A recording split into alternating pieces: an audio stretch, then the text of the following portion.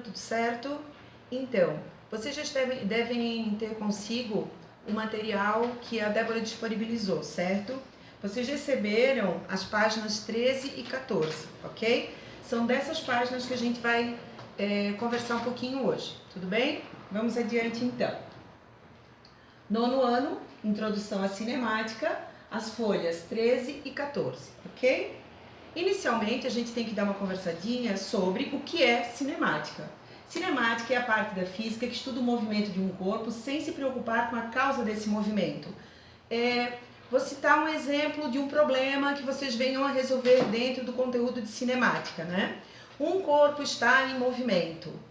Em momento algum vai aparecer para vocês assim, por exemplo, uma força atua sobre um corpo e provoca um movimento.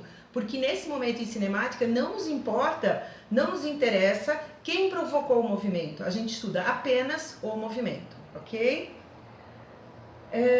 A gente inicia a cinemática pelos seus conceitos fundamentais. Vamos ver o que é?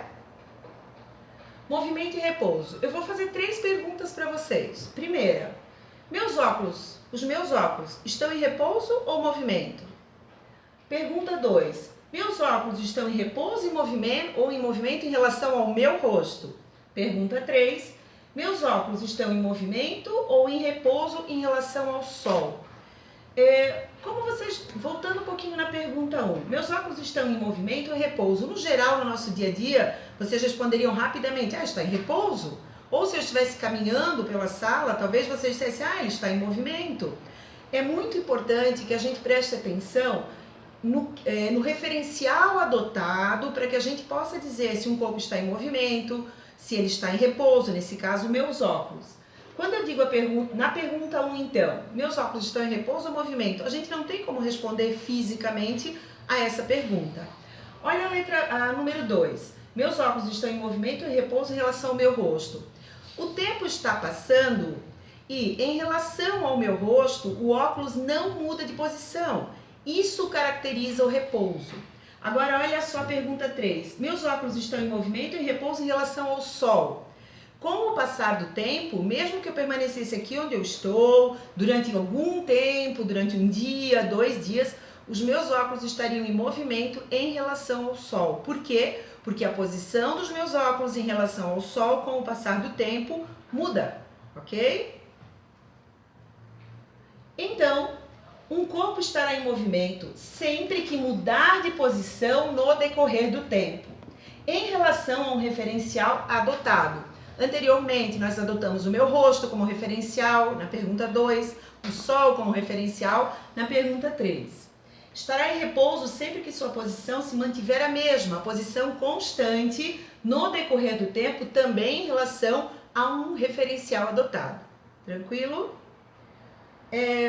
Todas essas explicações, esses slides que a Débora elaborou, são baseados no material que vocês têm com vocês. Então é bom também acompanhar a leitura por lá, certo? Trajetória. Trajetória é uma linha formada pela união de todas as posições que podem ser ocupadas por um móvel durante o seu movimento.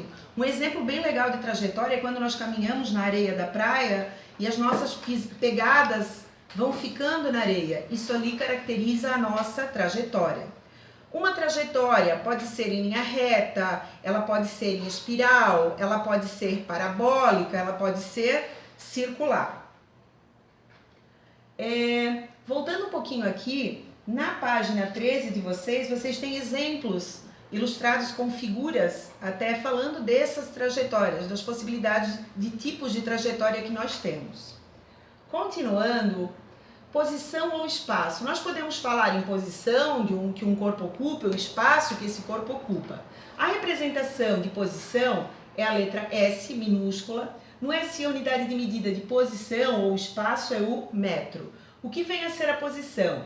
É um número real que permite a localização de um móvel em sua trajetória, ou seja, o valor algébrico da distância entre o móvel e a origem dos espaços, ok? Aqui a gente tem uma ilustração para falar um pouquinho sobre isso. Aqui a gente tem a representação de uma trajetória retilínea. A seta apontando para a direita significa que o movimento, que os valores aumentam para a direita, ok? Então a gente tem um corpo X, um corpo Y e um corpo Z ocupando diferentes espaços ou diferentes posições sobre essa reta. A distância entre cada um desses pontos ou em relação a cada um desses valores é de 1 metro. Então, observações sobre a trajetória retilínea, temos os corpos X, Y e Z. A trajetória é orientada para a direita, a seta nos indica isso. A origem, o referencial, é o ponto D, 0, certo? Então, quais são as posições desses três corpos? A posição do corpo X é menos 2 metros, ela fica à esquerda do referencial. Então, em relação ao referencial, a posição dela é 2 metros. O corpo Y, qual é a posição? 1 metro em relação ao referencial. Qual é a posição do corpo Z em relação também ao referencial? O referencial está aqui, posição 6. Tranquilo? 6 metros. Deslocamento. É muito importante que vocês percebam, prestem bastante atenção na leitura que vocês vão fazer no material e nas minhas explicações, que deslocamento e distância não tem a mesma definição. Às vezes, deslocamento e distância têm o mesmo valor, mas a ideia de deslocamento e de distância são coisas diferentes, as ideias, ok? Então, deslocamento, a representação, ΔS, no SI a sua unidade de medida é o metro. Vamos lá, uma observação muito importante para a continuidade dos nossos estudos em física. A letra minúscula, delta, indica a variação, a letra maiúscula, delta, indica a variação de uma grandeza ou, em outros termos, a diferença entre um valor final e um valor inicial.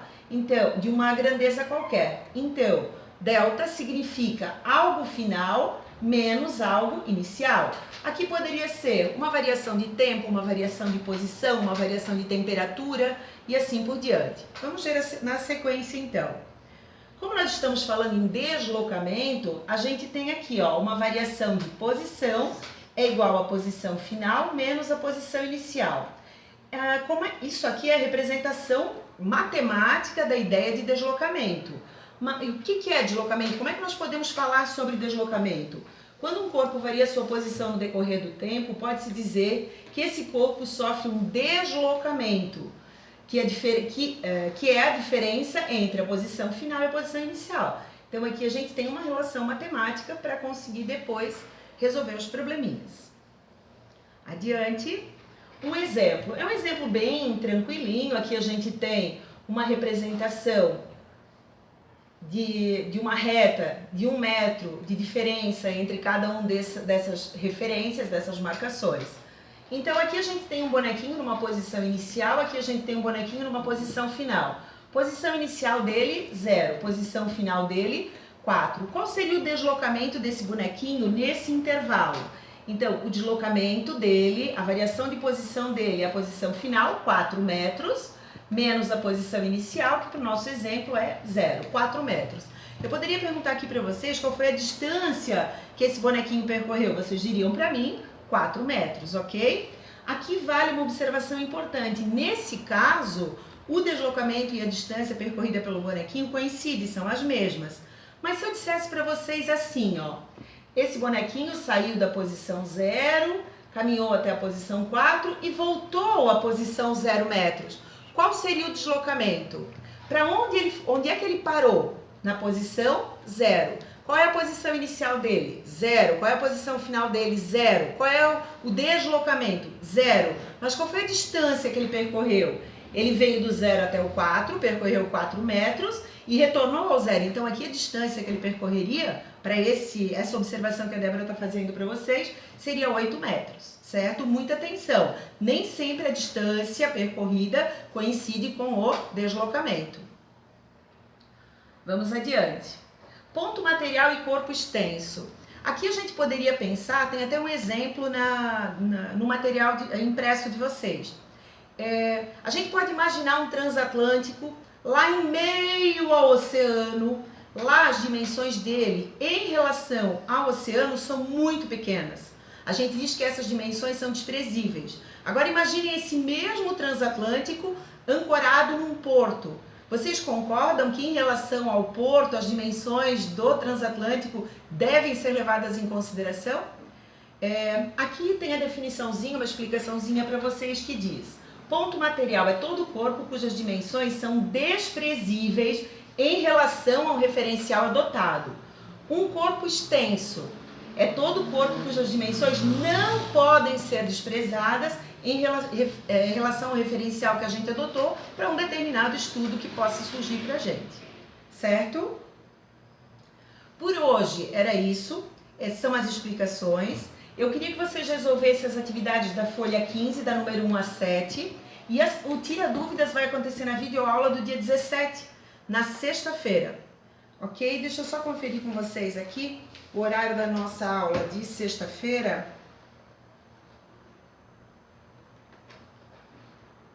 9h20. Então, nos encontramos dia 17, 9h20. Legal? Beijão. Saudade de vocês. Tudo de bom. Bons estudos.